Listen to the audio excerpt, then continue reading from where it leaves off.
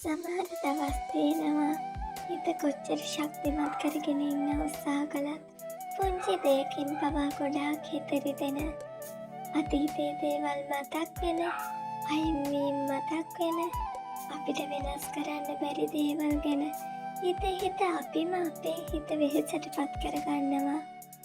ඒත් මතක තියාගන්න ජීවිතේ හැමදාම එකම විදිහට තියෙන්නේ නැහැ.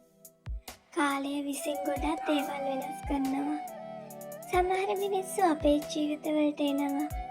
සමහර මිනිස්සු අපේ ජීවිතවලින් යනවා. සමහර හීන හැබෑ වෙනවා. සමහර හීන අපිට අතහැරලා දාන්න සිද්ධ වෙනවා. හැබැයි ඒ හැම වෙනසක්ම ඇතුළෙම තමන්ට තමන් නැති කරගන්නේ නැතුව ඉන්න එකයි ඇත්තම දිනුම. ඔයාට හැමදේම පාලනය කරගන්න බෑ. ඒත් සිදුවන දේවල් අතරේ ඔයා කොහොම ජීවත් වෙනවද කියන එක තීරණය කරන්න ඔයාට පුළුවන්.